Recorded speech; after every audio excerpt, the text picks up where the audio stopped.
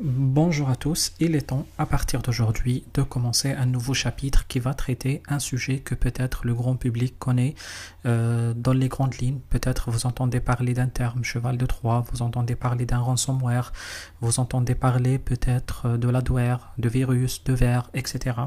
Alors tous ces outils-là, on les appelle dans le langage de cybersécurité les malwares. Alors, sans plus tarder, on va directement rentrer dans le vif du sujet. Ça sera une vidéo 100% théorique dans laquelle on va voir beaucoup de notions comme vous le voyez sur l'écran. On va voir énormément d'informations et plusieurs choses sur les définitions. Et puis à partir de la vidéo prochaine, on va commencer à traiter les différents types de malware. Alors, c'est quoi les malwares? Quand on parle de malware, on parle d'un logiciel malveillant également. C'est un terme que peut-être vous entendez parler quelque part. Ce sont ni plus ni moins des programmes qui sont conçus dans le but de nuire à un système informatique. Du coup, c'est un logiciel qui n'a que pour objectif de détruire votre système informatique, d'engendrer peut-être ou d'engendrer des pertes importantes, d'endommager des données, de voler des informations confidentielles ou même compromettre la sécurité, que ce soit d'un utilisateur ou d'une organisation. Du coup, les malwares peuvent prendre différentes formes et peuvent avoir également différents objectifs. Alors, qu'est-ce qu'on peut connaître comme des malwares? Il y a ce qu'on appelle les virus ou les virus informatiques. Généralement, on utilise le terme informatique à côté pour le distinguer d'un virus qui n'est pas informatique. Du coup, c'est quoi les virus? Ce ne sont que les programmes qui sont capables de se produire et de se propager en infectant d'autres fichiers ou d'autres programmes d'un système. C'est pour cette raison d'ailleurs qu'on l'appelle un virus, parce qu'il se propage, il s'auto-propage d'un système de fichiers à un autre au sein de votre système dans le but d'atteindre un objectif spécifique, par exemple détruire votre système. Il y a également les vers informatiques et c'est un peu des termes qui sont très proches l'un de l'autre, les vers et les virus. Les vers sont des programmes qui sont très similaires aux virus, mais qui peuvent se propager de manière totalement autonome à travers le réseau, sans la nécessité d'accéder au système de fichiers ou sans la nécessité d'accéder vers le fichier, sans la nécessité en quelque sorte de faire une action de la part de l'utilisateur. Du coup, c'est pratiquement la seule chose qui distingue le vers d'un virus. Après, il y a l'autre terme très connu également dans le métier qui s'appelle le cheval de Troie ou les chevaux de Troie. C'est un terme qui a été hérité de l'époque de la guerre qui veut tout simplement dire le fait de cacher un programme, ou en quelque sorte des programmes qui se dissimulent dans des applications totalement légitimes ou des fichiers téléchargés. Et puis, ces programmes-là exécutent des actions malveillantes une fois installés sur le système. On connaît tous les astuces ou les techniques d'installer un crack d'un logiciel ou installer la dernière version de FIFA ou la dernière version de votre meilleur jeu, etc. C'est vrai que ça commence à baisser ces derniers temps, mais bon, il y a toujours le besoin, il y a toujours la nécessité, il y a toujours des gens qui font ce genre de choses. Et malheureusement, le plus souvent sur les sites de téléchargement, c'est dans les fichiers que vous êtes, les fichiers ou les répertoires que vous êtes en train de télécharger, il y a certainement dedans un cheval de Troie. C'est un fichier qui cible ou qui vise en quelque sorte à faire mal à votre organisation. Il y a également les spyware qui sont les logiciels espions et qui sont, je pense comme le nom l'indique, des programmes qui sont conçus juste pour surveiller les activités d'un utilisateur, souvent à des fins de vol d'informations, que ce soit personnelles ou financières. Après, il y a les ransomware, c'est des logiciels qui explosent ces derniers temps et qui font des ravages au niveau des sociétés. Peut-être si vous êtes un peu connecté à l'actualité, le plus important en France ces derniers temps, c'était celui d'Altis, le groupe qui gère SFR et BFM, etc. Bon, il ne gère plus BFM aujourd'hui, mais qui gérait à l'époque BFM et SFR et tout. C'était peut-être le plus gros ransomware en France ces derniers temps. Et qui sont des logiciels qui chiffrent totalement les données d'un utilisateur, d'un système informatique, et puis en contrepartie exige le paiement d'une rançon pour déchiffrer ces données. Après, il y a également ce qu'on appelle les adware, qui sont des programmes conçus pour afficher des publicités, des publicités intrusives sur un système, généralement dans le but de générer des revenus publicitaires pour les auteurs de logiciels malveillants. Après, il y a également ce qu'on appelle les botnets. C'est un terme également qu'on a déjà vu au début de cours. Les botnets, ce sont des réseaux de machines infectées qui sont contrôlés à distance par des pirates informatiques, souvent utilisés pour mener des attaques coordonnées telles que les attaques de type déni de service. Du coup, ce qu'il faut comprendre de cela, c'est que les botnets en soi ne sont pas des mauvais, mais enfin en quelque sorte c'est des gentils mal utilisés. Si je peux vulgariser le terme de cette manière-là. Après, on a ce qu'on appelle les rootkits qui sont également des logiciels malveillants conçus pour masquer la présence d'autres logiciels malveillants ou ce qu'on appelle l'activité malveillante sur le système. Généralement, ça manipule les différentes fonctions de bas niveau d'un système d'exploitation. Les rootkits, on les a vus il y a 2 vidéos précédentes. Vous pouvez les voir avec la stéganographie, etc. Alors, les malwares peuvent être distribués via divers vecteurs tels que les emails, les phishing, des sites web malveillants, des périphériques USB infectés, des téléchargements de logiciels compromis, la détection et la prévention et la, comment dire, je voulais pas dire la détection, l'utilisation de systèmes de détection peut être en soi compromis, par exemple l'utilisation d'un logiciel antivirus alors que lui-même il contient un virus dedans parce que vous avez récupéré un logiciel qui vous dit Kaspersky gratuit ou quelque chose comme ça. Et puis, ce qu'on essaye de dire, peut-être un dernier mot sur comment se protéger contre les malwares. J'ai envie de dire, il faut juste penser à maintenir la sécurité à jour, à maintenir l'utilisation des logiciels antivirus, à maintenir la sécurité de poste de travail développée, utiliser la totalité des systèmes de sécurité qui existent, des pare-feux, des EDS, des EPS, des antivirus, les systèmes de sécurité réguliers et surtout la mise à jour de ces systèmes, les scans, les audits en continu.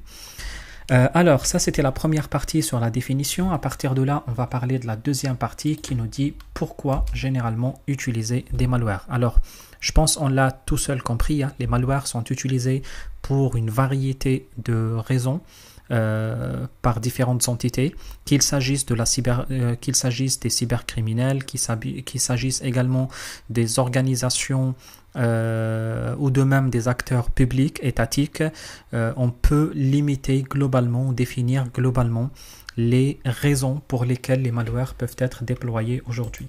Alors, les raisons, bon, je suis en train de lire ici, hein, pour si vous voulez suivre avec moi le cours. Les raisons sont différentes. On parle de gains financiers. Du coup, beaucoup de malwares sont conçus dans le but de générer des revenus pour les cybercriminels. Cela peut être réalisé par le biais des ransomware où les victimes doivent payer une rançon pour récupérer l'accès à leurs données, ou par l'utilisation de logiciels espions pour voler des informations financières ou même des informations personnelles exploitables telles que les secrets de la personne, etc. Comme on peut parler également des identifiants des accès bancaires ou d'autres informations qui peuvent plus ou moins être sensibles pour la personne victime. Après, il y a aussi une autre raison très importante qui est l'espionnage industriel ou politique. Les malwares sont parfois utilisés pour espionner des entreprises, des gouvernements ou même des individus afin de recueillir des informations sensibles telles que des secrets commerciaux, des plans stratégiques ou même des données gouvernementales confidentielles. Et puis également, il y a les dommages à la réputation. Certains malwares sont déployés dans le but de causer des dommages à la réputation d'une organisation en perturbant ses opérations, en volant des données sensibles qui pourraient être rendues publiques ou même en compromettant la sécurité de ces systèmes. Après, il y a également les activités de sabotage. Les malwares peuvent être utilisés pour saboter les systèmes informatiques d'une organisation, entraînant des perturbations majeures ou des dommages physiques. Cela peut inclure des attaques contre des infrastructures critiques telles que les réseaux électriques, les systèmes de transport ou même les installations industrielles. Il y a également le recrutement des botnets. Rappelez-vous ce qu'on a dit sur les botnets. Certains malwares sont conçus pour infecter de nombreux ordinateurs et le regrouper en un botnet contrôlé à distance par les cybercriminels. Du coup, ces botnets peuvent être utilisés après pour mener des attaques coordonnées telles que des attaques par déni de service, ou même peut-être des attaques ciblées contre des sites web ou des réseaux informatiques des entreprises. Après, il y a ce qu'on appelle les activités de cyberespionnage étatique ou les cyberespionnage plutôt officiels, on va dire, ou institutionnels des pays. Du coup, certains États ou certaines nations développent toujours et déploient des malwares dans le cadre de leurs activités de cyberespionnage pour surveiller les communications, recueillir des renseignements stratégiques ou même mener des opérations de sabotage contre d'autres nations. Du coup, pour résumer tout cela, je peux dire que les malwares sont utilisés pour une variété de raisons, allant de gains financiers à l'espionnage industriel ou politique, en passant par le sabotage et les activités de cyberespionnage étatique. Ces menaces nécessitent en quelque sorte une vigilance constante et des mesures de sécurité robustes pour minimiser le risque pour les utilisateurs, que ce soit individuels, les entreprises ou même les gouvernements et les États. Encore parmi les questions également très importantes, c'est comment, allez, j'arrive ici, on va dire, comment on peut se faire infecter par les malwares. C'est une question très importante et je peux vous dire que il existe quand même plusieurs façons courantes aujourd'hui par lesquelles les utilisateurs ou un utilisateur peut se faire infecter par des malwares. On peut parler de phishing par email. Du coup, les cybercriminels envoient des emails frauduleux qui semblent provenir de sources légitimes telles que les banques, les entreprises de services en ligne ou peut-être même votre opérateur de téléphonie, etc. Ces emails incitent souvent les destinataires à cliquer sur des liens malveillants ou à télécharger même des pièces jointes infectées. La deuxième chose également, c'est le téléchargement des logiciels piratés ou non sécurisés, le téléchargement de logiciels piratés à partir de sources non fiables ou de sites web de partage de fichiers peut exposer quand même l'utilisateur à des risques très importants de téléchargement de malware dissimulé dans ces logiciels. Après, il y a également l'utilisation de sites web malveillants. Les utilisateurs généralement peuvent se rediriger vers des sites web malveillants qui exploitent après des vulnérabilités dans leur navigateur ou leur plugin pour télécharger, installer des malwares sur leur système. Après, il y a les périphériques USB injectés. Les malwares également peuvent être distribués via les périphériques USB infectés tels que les clés USB ou les disques durs externes ou c'est peut-être pour les plus anciens les disquettes, je pense pas que ça existe. Généralement lorsque ces périphériques sont branchés directement sur un ordinateur vulnérable. C'est ce qui fait que beaucoup d'entreprises refusent l'utilisation de ces clés USB externes. Également il y a les réseaux Wi-Fi non sécurisés. La connexion à des réseaux Wi-Fi non sécurisés dans des lieux publics expose souvent les utilisateurs au risque d'interception de leur trafic internet par les cybercriminels qui malheureusement peuvent injecter des malwares dans leur trafic réseau. Après, il y a également les fichiers torrent et les partages de fichiers peer-to-peer. Sachez que dans le torrent, vous ne savez pas du tout qui vous envoie les données, à qui vous envoyez, qui reçoit vos données. C'est ce qui fait que ça peut être un endroit idéal pour la récupération, pour l'envoi des malwares dans les outils que vous êtes en train de récupérer gratuitement en ligne sur Internet. Après, il y a l'exploitation des vulnérabilités logicielles et on a vu ça déjà dans les exercices précédents avec le cas de Firefox et le cas de Adobe Reader.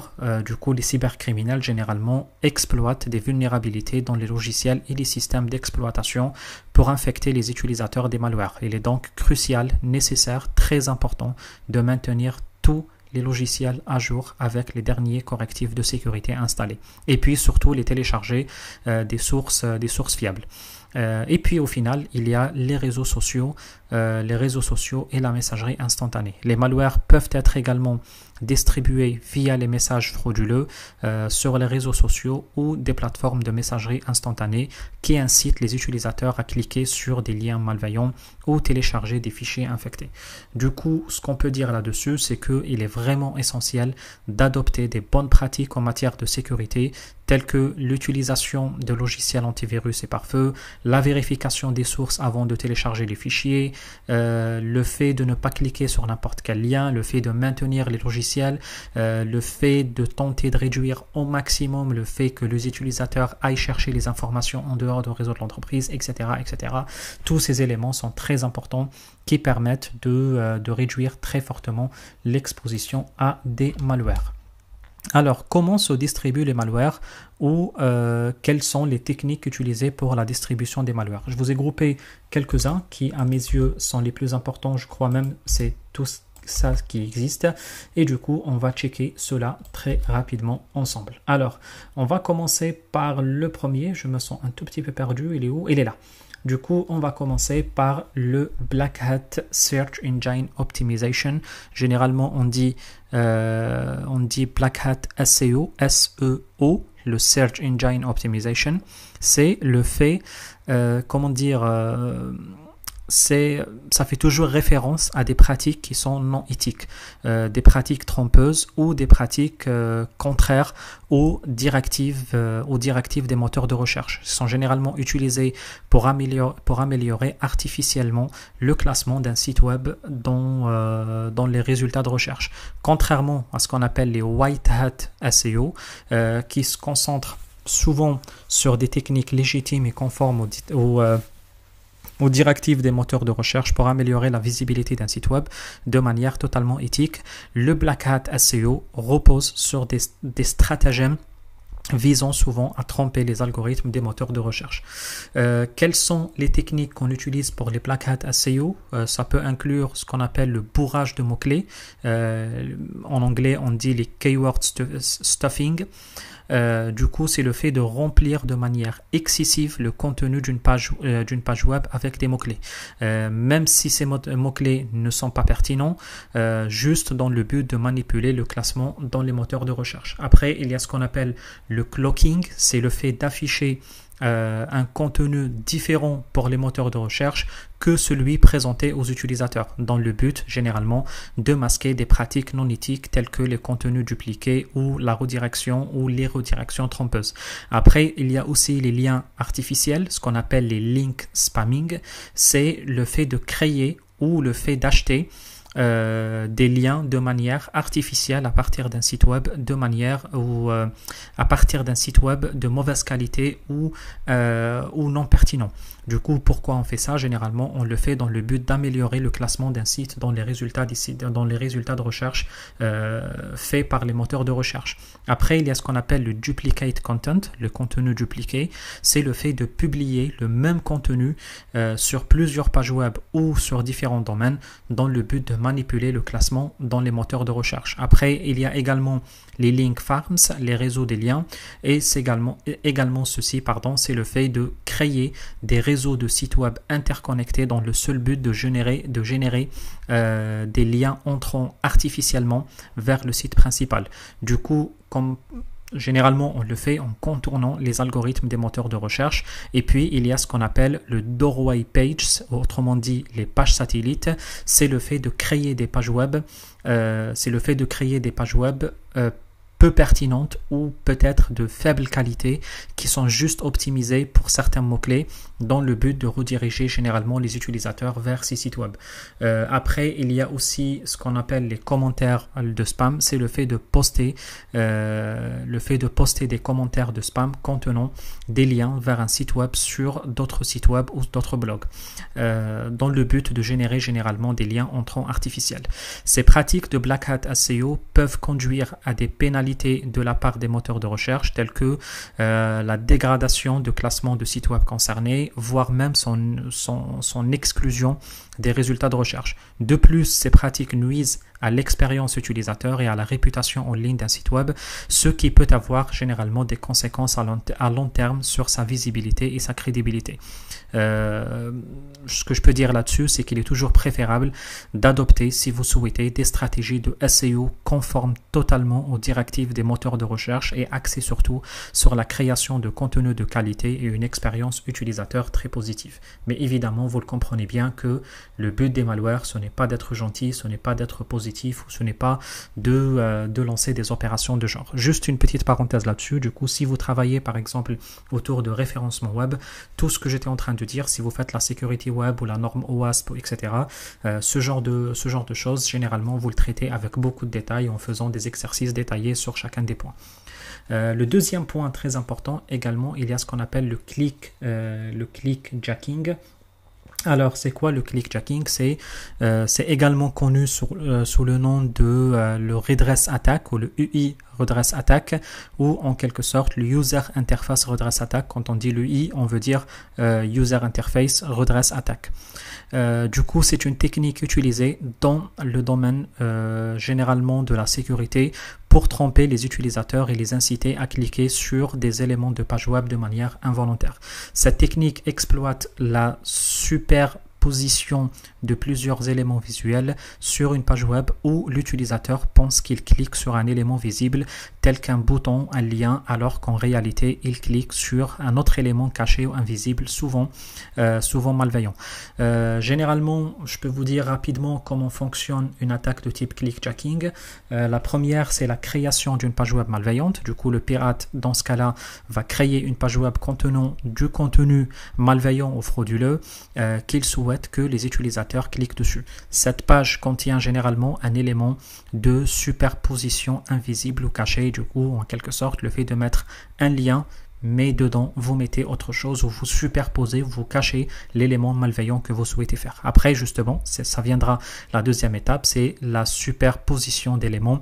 Du coup, le pirate, à partir de là, il va superposer l'élément malveillant sur une page web légitime ou attractive que les utilisateurs sont susceptibles généralement de visiter ou de cliquer. Après, il y a ce qu'on appelle la tromperie des utilisateurs. C'est lorsque les utilisateurs visitent la page web compromise, ils voient le contenu de la page légitime ou attractif. Du coup, le problème, c'est qu'en réalité, les utilisateurs interagissent avec l'élément malveillant caché par-dessus sans qu'ils puissent le savoir. Après, il y a ce qu'on appelle également le clic involontaire. Les utilisateurs cliquant sur ces boutons dans des liens d'autres éléments visuels qui apparaissent sur la page, croyons d'ailleurs qu'il s'agit ou qu'ils interagissent directement avec le contenu visible. Cependant, leurs clics sont redirigés vers les éléments malveillants cachés, exécutant ainsi des actions non désirées, telles que le téléchargement de logiciels malveillants, le partage de contenu indésirable sur les réseaux sociaux ou même l'exécution de transactions frauduleuses. Du coup, les attaques de type clickjacking peuvent être utilisées à diverses fins, comme vous l'avez compris, je pense, telles que le vol de données sensibles, la propagation de malware, le détournement des comptes, de comptes en ligne, ou même l'escroquerie financière. Pour se protéger, peut-être vous posez la question comment se protéger contre les attaques de type clickjacking. Les utilisateurs, malheureusement, doivent être prudents lorsqu'ils cliquent sur les liens des éléments des pages web. Vous voyez que la sensibilisation reste toujours le meilleur. Moi, toujours, je dis d'ailleurs, le meilleur antivirus, c'est l'utilisateur en soi. Malheureusement, c'est comme cela, c'est d'abord il faut faire attention. Par contre, en plus, les développeurs des sites web doivent mettre quand même en œuvre des mesures de sécurité appropriées, telles que par exemple l'encapsulation des éléments interactifs dans les frames de sécurité, ou même l'utilisation de la politique HTTP X-Frame Options. Tous ces éléments-là, quand on fait les formations de sécurité web ou de formation OWASP, on les aborde généralement avec beaucoup plus de détails, même si quelques-uns de ces éléments, on va l'aborder en détail de cette formation. Du coup, qu'est-ce que je voulais dire? Après, il y a ce qu'on appelle le malvertising. Du coup, c'est quoi le malvertising? Le malvertising, c'est une forme également d'attaque ou des publicités en ligne malveillantes qui sont utilisées généralement pour propager des malwares et infecter les ordinateurs et les appareils les appareils de l'entreprise, quel que soit le type d'appareil, industriel, PC, etc., qui interagissent avec les annonces. Du coup, le terme généralement malvertising est une combinaison de malware, qui est le malware, le logiciel malveillant, et advertising, qui est la publicité. Du coup, on dit malvertising pour malware publicitaire. Du coup, comment fonctionnent les attaques de type malvertising? La première étape, c'est la diffusion des publicités, la diffusion des publicités malveillantes. Du coup, les cybercriminels généralement achètent de l'espace publicitaire sur des réseaux publicitaires légitimes ou compromettent carrément des annonces sur des sites web légitimes. Du coup, ils insèrent des malwares dans ces annonces, souvent sous forme de code JavaScript ou redirection malveillante. Après, il y a la diffusion à grande échelle. Les publicités malveillantes sont diffusées à grande échelle sur de nombreux sites web, y compris des sites populaires ou des sites peut-être souvent fréquentés par de nombreux utilisateurs. Après, les cybercriminels ciblent souvent des sites web de confiance pour atteindre généralement un grand large ou un grand public. Après, il y a l'exploitation des vulnérabilités. Lorsqu'un utilisateur visite un site web contenant une publicité malveillante, l'annonce est chargée dans son navigateur. Si l'utilisateur clique sur l'annonce, qu'est-ce que j'allais dire, j'ai perdu les mots, si l'utilisateur clique sur l'annonce ou interagit avec elle, de quelque manière que ce soit, par exemple ça peut être en survolant la souris dessus, elle peut exploiter des vulnérabilités dans le navigateur, les plugins ou autres logiciels pour télécharger et exécuter les malwares sur l'appareil de l'utilisateur. Après, il y a ce qu'on appelle la propagation des malwares, et quand on parle de la propagation des malwares, du coup, une fois que l'appareil ou le PC de l'utilisateur est infecté, les malwares peuvent prendre différentes formes, notamment des virus, des chevaux de Troie, des logiciels espions, des ransomware, etc. Ils peuvent compromettre la sécurité de l'appareil, voler des informations sensibles, afficher des publicités intrusives ou même bloquer l'accès aux données de l'utilisateur en échangeant d'une rançon. Du coup, les attaques de malvertising sont particulièrement préoccupantes car elles exploitent la confiance des utilisateurs dans les publicités en ligne et peuvent infecter les PC ou les périphériques, si je peux dire ça comme ça, même si l'utilisateur ne clique pas intentionnellement sur l'annonce.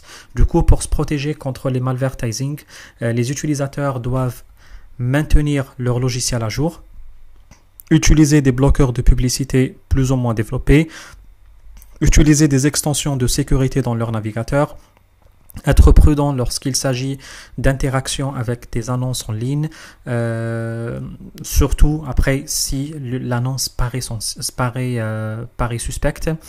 Après, de plus, les éditeurs, généralement des sites web, des logiciels, les hébergeurs, etc., doivent quand même mettre en œuvre des mesures de sécurité robustes pour détecter et bloquer les publicités malveillantes avant qu'elles ne soient diffusées auprès des utilisateurs. Alors, l'autre notion, c'est le spear phishing. Du coup, le spear phishing, alors on est là, si vous arrivez à suivre toujours, le spear phishing. C'est quoi le spear phishing? C'est la technique de phishing ciblée et sophistiquée. Comment dire c'est une technique, comme je vous ai dit, oui, ciblée, un peu sophistiquée, où les cybercriminels envoient des emails à d'autres messages, à d'autres utilisateurs, on va dire. Comment dire, je perds les mots, du coup, si je peux dire autrement, je vais vous le dire autrement. Le spear phishing, c'est la technique de phishing ciblée qui permet à des cybercriminels d'envoyer des emails ou même tout type de messages électroniques frauduleux à des individus ou des organisations spécifiques, en se faisant passer pour des entités légitimes ou des contacts connus. Contrairement au phishing traditionnel qui vise un large éventail de destinataires avec les emails génériques et le fait d'envoyer n'importe quoi à n'importe qui, les spear phishing ou les spear phishing, c'est généralement hautement ciblé et personnalisé pour chaque victime. Du coup, comment fonctionnent généralement les attaques de type spear phishing? En passant par différentes étapes ou différents types d'actions. La première, c'est le fait de collecter les renseignements. Rappelez-vous ce qu'on a dit sur la phase de reconnaissance et la phase de scanning. Du coup, généralement, à partir de là, les hackers effectuent des recherches approfondies sur leur cible, recueillent des informations personnelles telles que les noms, les adresses email, les fonctions professionnelles, les affiliations de l'entreprise, les relations professionnelles, etc. Après, ces informations, vous comprenez bien qu'ils sont souvent obtenus à partir des sources publiques en ligne, des réseaux sociaux, des bases de données, le social engineering, etc., etc. On ne va pas revenir sur le cours sur la reconnaissance. Je pense que vous connaissez cela en détail maintenant. Après, il y a la personnalisation des messages. Du coup, après, les hackers utilisent les informations collectées pour personnaliser leurs messages de phishing de manière à paraître légitimes et crédibles. Ils peuvent inclure des détails spécifiques sur la cible tels que le nom, le poste, l'entreprise, les collègues. Tous ces éléments-là permettent de rendre les messages plus convaincants et encore même plus trompeurs. Après, il y a ce qu'on appelle la création du contenu persuasif. Les cybercriminels dans ce genre de situation rédigent des emails ou d'autres messages électroniques qui semblent provenir d'une source légitime, telle que le supérieur hiérarchique, un collègue de travail, un service informatique, la banque, le service de gouvernement, etc. Ces messages peuvent contenir des demandes d'informations sensibles, des demandes de paiement, des liens malveillants, des pièces jointes infectées ou même d'autres formes d'incitation à l'action. Du coup, après, il y a l'envoi de messages. Après, les hackers envoient les messages de spear phishing à leur cible en utilisant souvent des techniques d'ingénierie sociale pour inciter les victimes à cliquer sur les liens ou fournir même les informations sensibles. Les emails peuvent sembler très convaincants et très légitimes, ce qui rend généralement les utilisateurs plus suspects de tomber dans ce genre de piège. L'exploitation de victimes, après, si une victime répond au message ou interagit avec le contenu, les cybercriminels après vont pouvoir exploiter cette interaction pour voler les informations sensibles, compromettre des comptes, installer des malwares ou même mener d'autres formes d'attaque. Pour finir avec ça, je peux dire que le spear phishing, c'est particulièrement efficace car il exploite la confiance des victimes envers des expéditeurs qui apparaissent légitimes et qui utilisent des informations personnelles pour personnaliser les attaques de manière qui paraît totalement authentique et authentifiée. Pour se protéger contre les spear phishing, malheureusement, il est toujours important pour les individus et même les organisations de sensibiliser les employés, sensibiliser tout le monde sur les techniques, de mettre en œuvre des mesures de sécurité telles que l'authentification à 2 facteurs, utiliser les outils de filtrage des emails les plus avancés, c'est ce qu'on appelle les proxy mails, la protection des menaces pour identifier et bloquer les attaquants, etc., etc. Après, il y a ce qu'on appelle l'injection des scripts. Alors dans cette partie-là, elle est souvent appelée, en tout cas injection de script, injection de code. C'est l'injection, même l'injection de code malveillant. C'est la technique couramment utilisée dans le domaine de la sécurité où des pirates généralement insèrent du code malveillant dans une application, un site web ou un système dans le but d'exploiter des vulnérabilités et de compromettre la sécurité de l'environnement cible. Il existe plusieurs types d'injection de script, je pense quelques-uns on les connaît, et même on va les faire dans ce cours-là. L'injection SQL, c'est l'une des formes les plus courantes de l'injection de script où les attaquants insèrent des commandes SQL malveillantes dans des formulaires de saisie ou des paramètres d'URL d'un site web, exploitant ainsi les failles de sécurité des applications web qui ne filtrent pas correctement ces entrées. Cela peut permettre aux attaquants de récupérer, modifier, supprimer des données stockées dans les bases de données, voire même prendre même le contrôle total de serveurs. Après, il y a les injections de command system, c'est ce qu'on appelle les command injection. Dans ce type d'attaque, les attaquants insèrent des commandes système malveillantes dans les champs de saisie d'une application, souvent en exploitant des scripts CGI, des scripts shell ou même d'autres fonctionnalités qui exécutent des commandes système sur le serveur. Cela peut permettre aux attaquants de prendre le contrôle système, de modifier les fichiers sensibles ou de provoquer d'autres dommages sur le système. Après, il y a l'injection des scripts côté client, c'est ce qu'on appelle en anglais les client-side script injection. Cette forme d'injection de script implique généralement l'insertion de code de type JavaScript malveillant dans les pages web, les messages instantanés, les formulaires web ou même d'autres éléments côté client.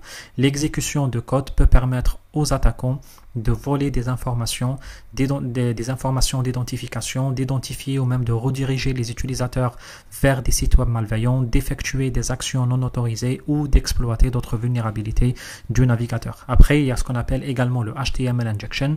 Dans ce type d'attaque, les attaquants généralement insèrent du code HTML malveillant dans les champs de saisie d'un site web, souvent dans le but de modifier la mise en page, d'injecter des publicités ou d'insérer peut-être ou détourner les utilisateurs vers des sites web malveillants. Ce genre d'injection de script sont souvent utilisés dans le cadre d'attaques plus larges, dans des cadres d'attaques plus larges même, tels que le piratage de sites web, le vol d'informations sensibles, la propagation des malwares, le détournement de sessions utilisateurs, etc., etc.